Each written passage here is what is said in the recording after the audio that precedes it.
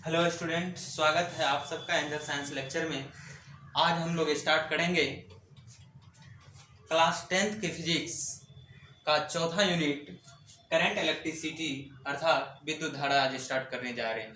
विद्युत धारा जो है ये क्लास 10th के फिजिक्स के सबसे इम्पोर्टेंट चैप्टर है जो कि क्लास 10th में भी पढ़ाते हैं और इसको पास आउट करने के बाद आपको पुनः ये मिलेगा क्लास 12th में भी पढ़ने को मिलेगा। इसलिए करके ये जो है यहाँ के लिए इम्पोर्टेंट है ही और आगे के लिए भी ये बहुत ज़्यादा इम्पोर्टेंट है। इसको सबसे अच्छे तरह से पढ़ना है और अच्छे तरह से इसमें क्वेश्चन और न्यूमेरिकल्स बनाने हैं। ठीक है, तो सबसे पहले इस चैप्टर में आज स्टार्ट करते हैं पहला पॉइंट आवेश से।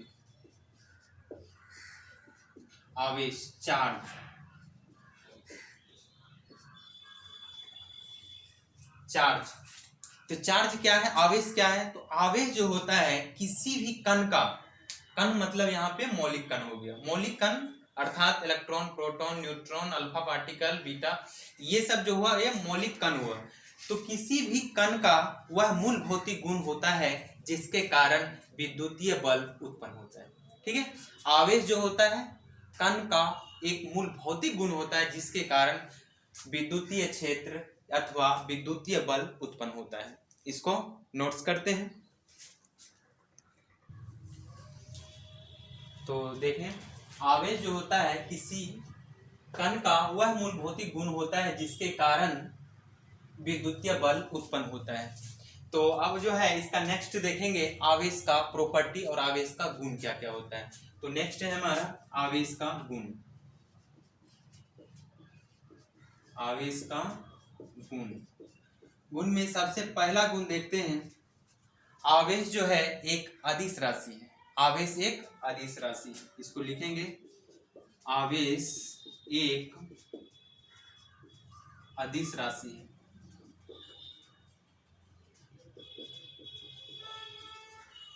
दूसरा गुण, आवेश जो होता है वो दो प्रकार का होता है।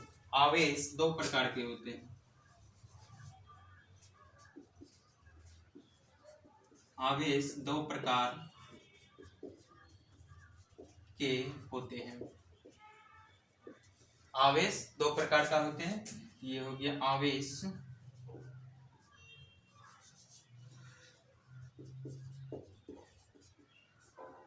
पहला हुआ धन आवेश,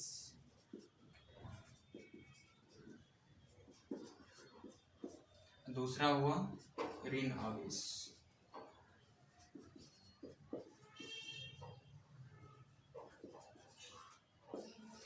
आवेश दो प्रकार के होते हैं, पहला धन आवेश और दूसरा ऋण आवेश। नेक्स्ट थर्ड प्रॉपर्टी इसका हो जाएगा दो समान आवेशों के बीच, दो समान आवेशों के बीच हमेशा प्रतिकर्षण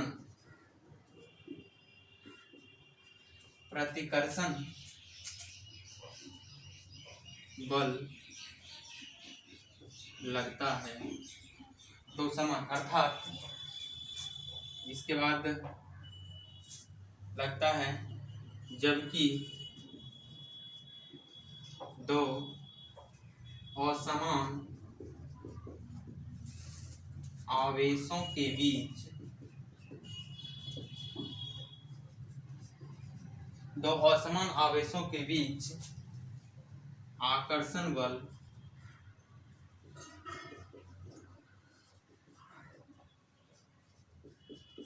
लगता है। अर्थात पॉजिटिव पॉजिटिव, प्लस प्लस या माइनस माइनस, प्लस प्लस या माइनस माइनस, इन दोनों के बीच हमेशा लगेगा प्रतिकर्षण बल।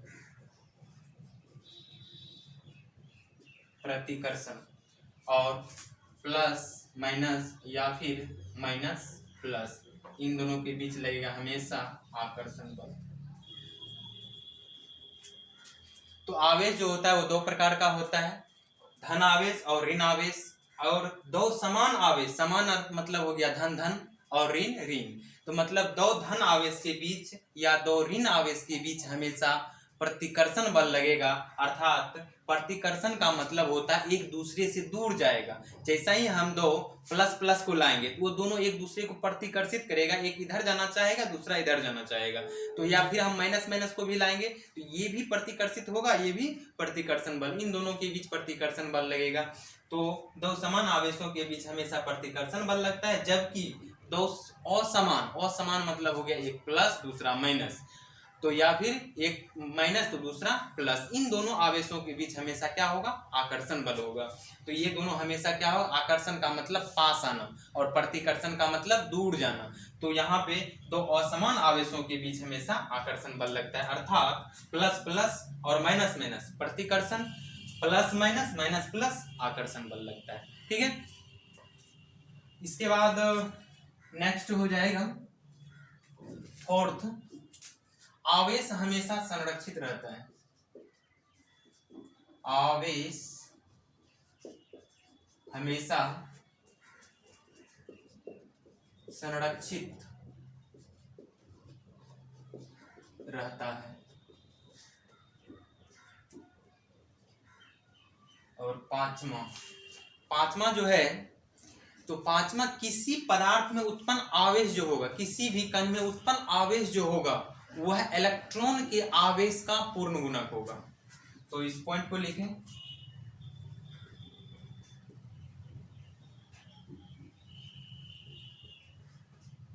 किसी वस्तु पर उत्पन्न आवेश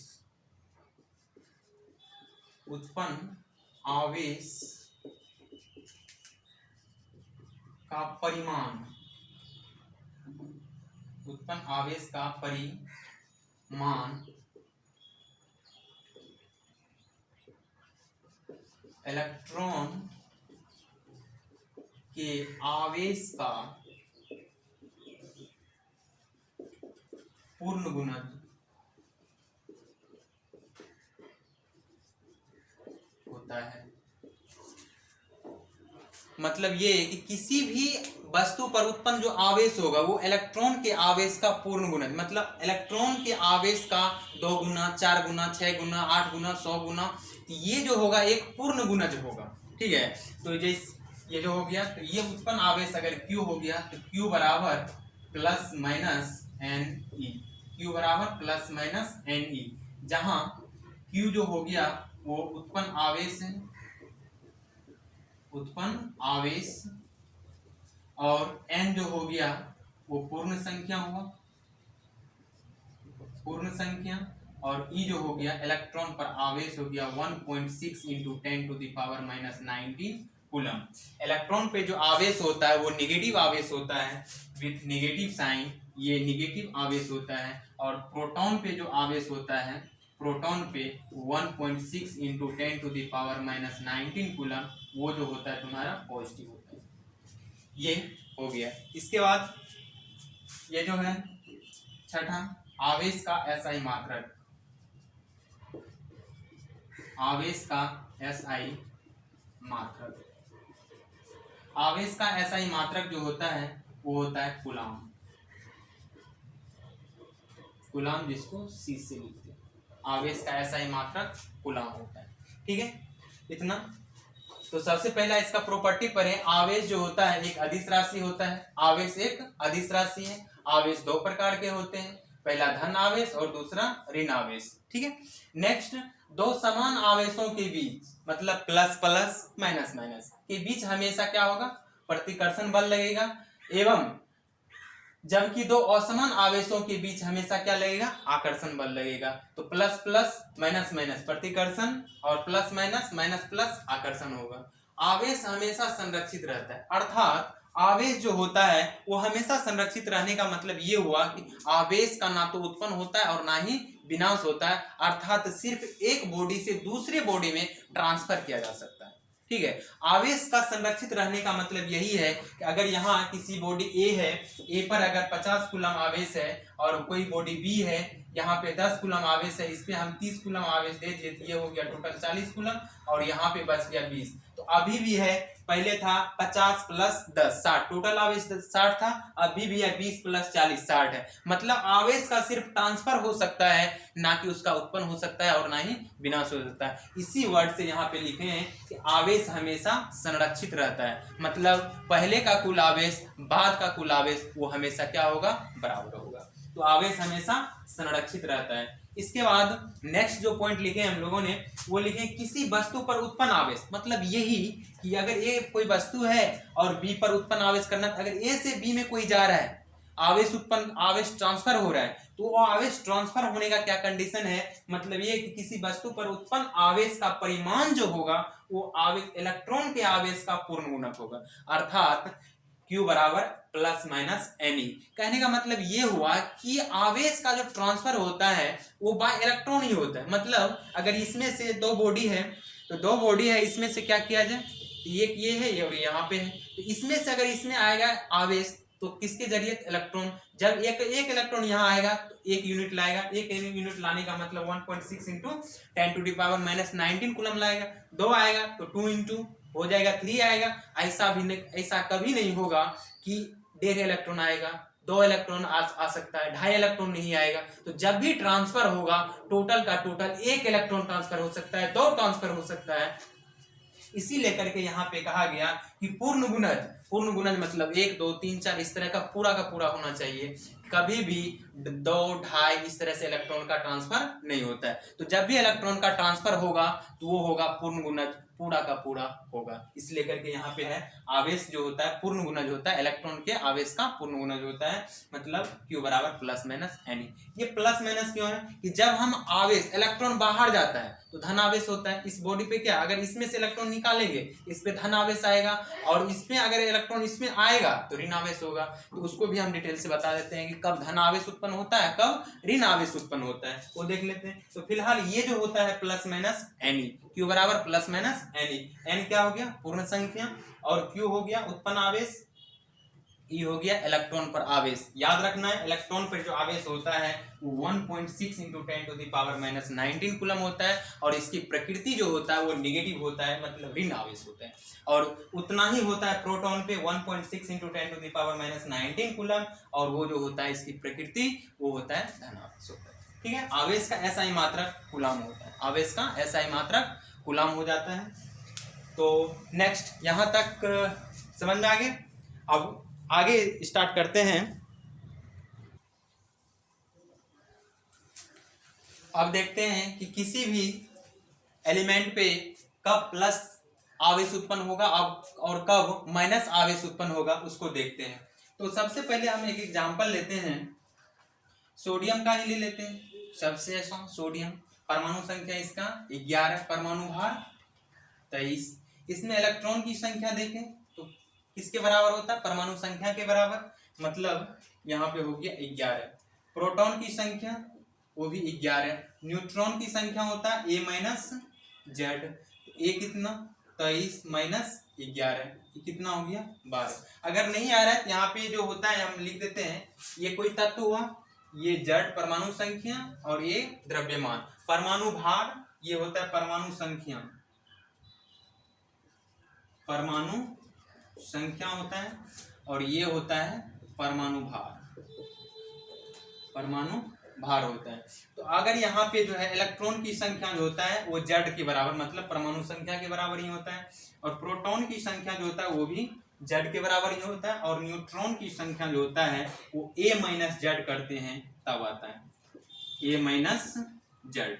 ठीक है, तो इसको देख लेना है। यही होता है इलेक्ट्रॉन प्रोटॉन और न्यूट्रॉन निकालने का तरीका। तो यहाँ पे 11 इलेक्ट्रॉन 11, प्रोटॉन 11, और न्यूट्रॉन निकालने के लिए 23 माइनस 11 करेंगे 12 आ जाएगा।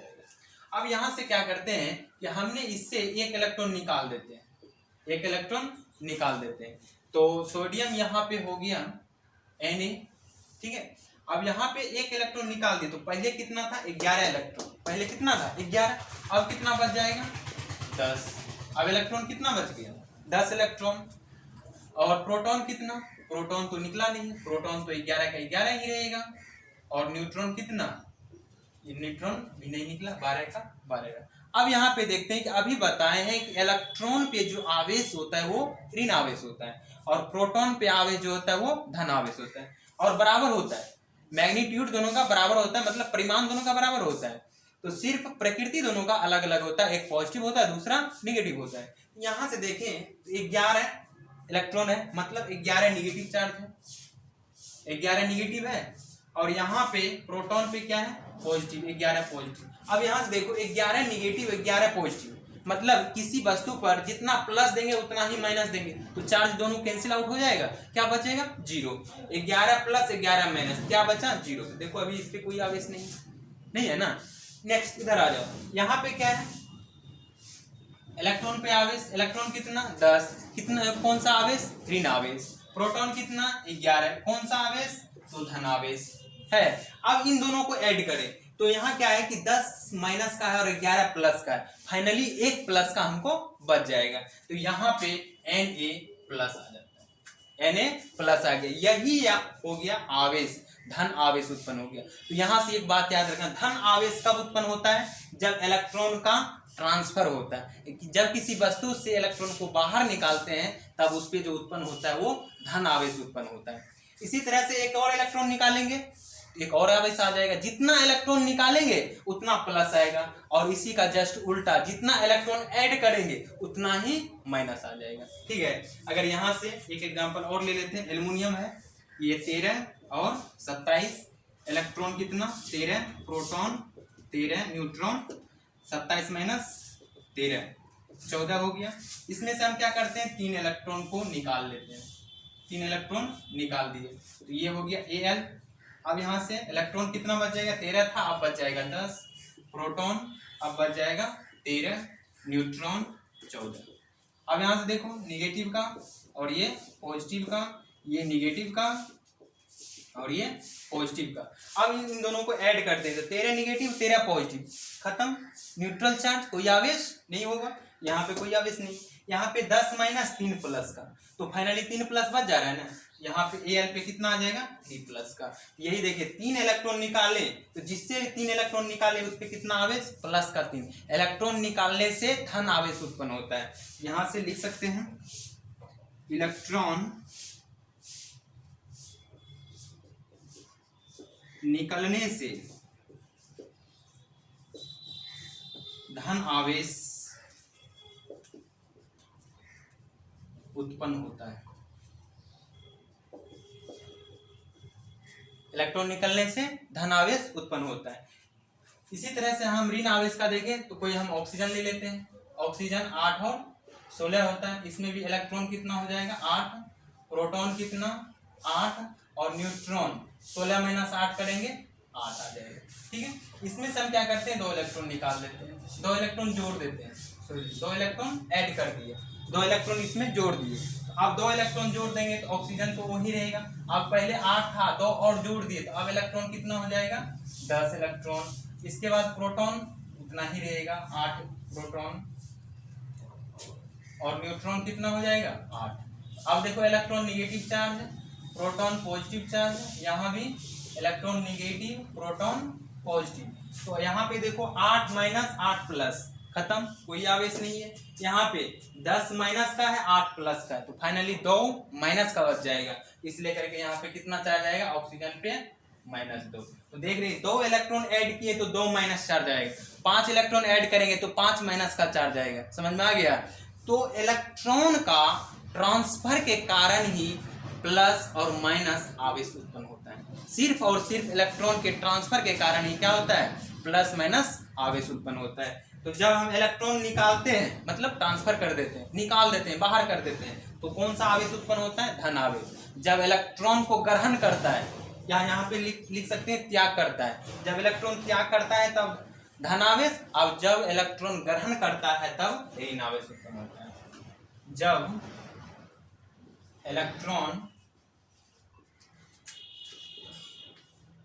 ग्रहण करता है तो ऋण आवेश उत्पन्न होता है। कौन सा आवेश उत्पन्न होगा, ऋण आवेश उत्पन्न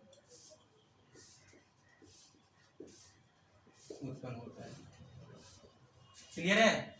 तो धन आवेश और ऋण आवेश कैसे उत्पन्न होता है, इसी तरह से यहाँ पे देख सकते हो।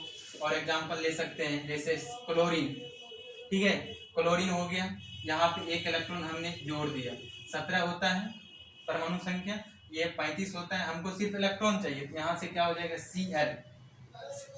यहाँ पे हम सिर्फ ये देखता है, सिर्फ प्लस माइनस देखता है, एक इलेक्ट्रॉन जोड़े हैं तो क्या आएगा, प्लस आएगा या माइनस, माइनस आएगा, जोड़ने से क्या होगा, माइनस, Cl माइनस हो जाएगा। यहाँ पे Mg है, सोडियम सॉरी मैग्नीशियम है, इसमें से 2 इलेक्ट्रॉन बाहर कर दिए तो इस पे क्या आ जाएगा, प्लस या माइनस, प्लस आ जाएगा, प्लस 2 यूनिट, ठीक है। इसी तरह से यहाँ पे नाइट्रोजन है, 3 इलेक्ट्रॉन क्या कर दिए, नाइट्रोजन में जोड़ दिए 3 इलेक्ट्रॉन, तो 3 माइनस का आएगा N3 माइनस का। इस तरह से होता है, प्लस माइनस कुछ भी कर सकते हैं। पोटेशियम है, 1 इलेक्ट्रॉन निकाल दिए, 1 इलेक्ट्रॉन निकाल दिए, माइनस कर दिए, तो यहाँ पे हो जाएगा K प्लस। तो इलेक्ट्रॉन जब भी निकलेगा तो प्लस चार्ज, और जब भी आएगा तो माइनस चार्ज, ठीक है, इलेक्ट्रॉन और प्रोटॉन। तो अब जो है नेक्स्ट आगे के वीडियो में हम देखेंगे, इस पे जो है प्लस माइनस का हो गया, Q बराबर Ne, एक फार्मूला लिखें, Q बराबर Ne, जो आवेश जो होता है पूर्ण गुणक होता है, इलेक्ट्रॉन के आवेश का पूर्ण गुणक होता है। इस पे क्वेश्चंस करेंगे और इसके बाद आगे भी बताएंगे, ठीक है। तो अब तक जिसने भी जो इस चैनल को सब्सक्राइब नहीं किया है वो सब्सक्राइब कर ले, और इसी तरह का रोज डेली नए वीडियो मिलते रहेंगे। Thank you.